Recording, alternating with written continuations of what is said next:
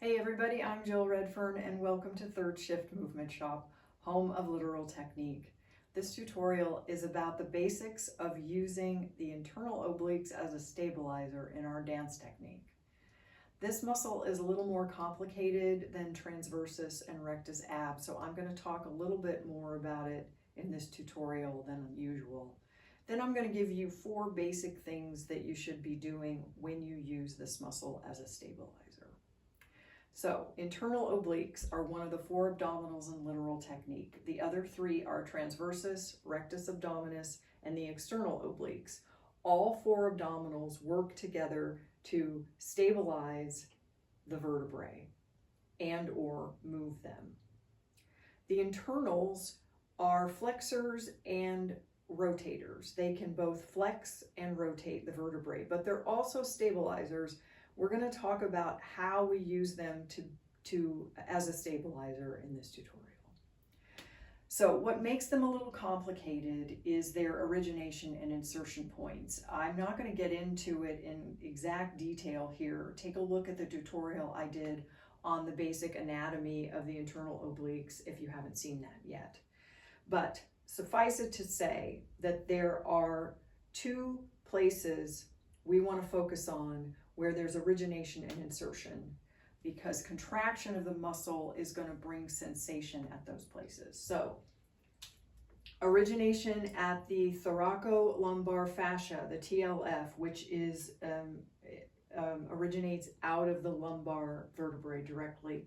Origination here and insertion onto ribs 10, 11, and 12. Origination here on the iliac crests and insertion. The fibers here, originating here, become an aponeurosis that inserts into the linea alba. Remember, the linea alba is a fibrous seam that runs between here. So when we talk about inserting into the linea alba, that means the aponeurosis comes up here. The muscle fibers, however, end here. So when we contract this muscle, you're going to feel contraction here. Keep that in mind. Okay, so we've got those two things in the back of our mind. Remember, stabilizing the vertebrae means helping it maintain its anatomical curve. That's all we're doing. Is our neutral is the anatomical curves, and that's what we're going to do. So the first thing, 4 things you need to do to use this as a stabilizer.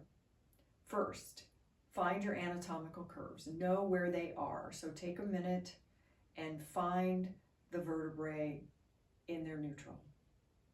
The second thing is actively engage the muscle. This muscle lies on the side of the body just like transversus does. It is in 2 halves that become an aponeurosis and insert down into this place. When we contract the muscle, the aponeurosis flattens out and moves toward the iliac crests. When we contract, the ribs are going to move back toward the lumbar, which will give you the sensation that they're dropping toward the hip bone. But we've got a flattening out. You're going to feel a 360-degree muscle.